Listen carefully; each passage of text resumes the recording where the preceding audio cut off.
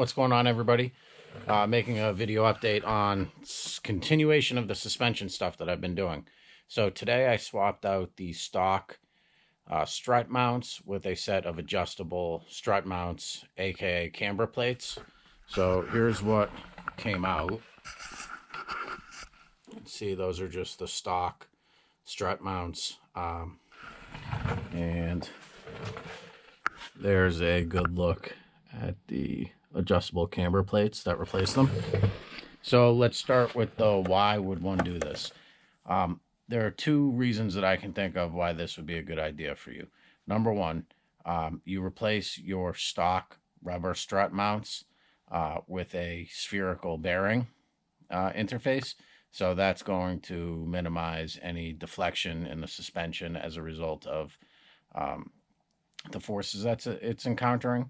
Number two, and the main reason that I did it, is the camber adjustability that you get as a result of it. So these upper strut mounts allow you to adjust camber up at the top hat as opposed to down at the lower control arm, which is the other spot on a 996 where camber can be adjusted.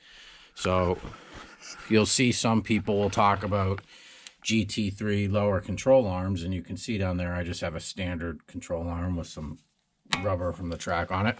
But one of the ways that the camber can be adjusted is the GT3 control arm breaks that into two pieces, and you can put a shim in between both of those lower control arm pieces, and what that effectively does is spaces out the bottom of the knuckle where that control arm attaches, effectively giving you more camber.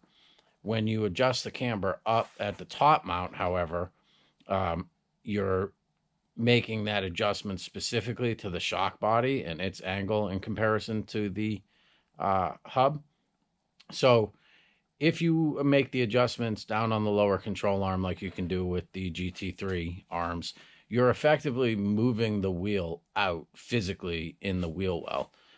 So if you're running very tight, big tires and you have clearance issues, that's going to affect a pretty large change in where the wheel is dynamically in or static in the wheel well, as opposed to making the adjustment up at the top mount, which again is changing the relation of the shock body to the hub, or moving the whole hub without actually pushing out the bottom of the wheel as a result. So I hope that makes some sense.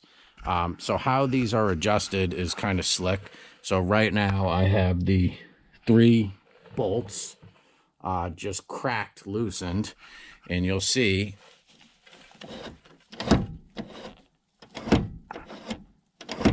so from a minimum camber pushed all the way towards the outboard of the car to a maximum camber pushed all the way in, that's a pretty large range of adjustment, much more than you would get from stock. So that's just a quick video. So what I'll do, because the car is not aligned yet, and I just want to make sure that it's not horrifically off, is I'll just take a digital angle finder, and I'll make sure that both of the wheels are in the same general vicinity, so I know when I take it to the alignment shop, they're not going to have to spend an abundance of time getting that in spec or in where we want it from, way out of the intended adjustment point. So if you have any questions on that, leave them in the comments, and we'll talk to you soon.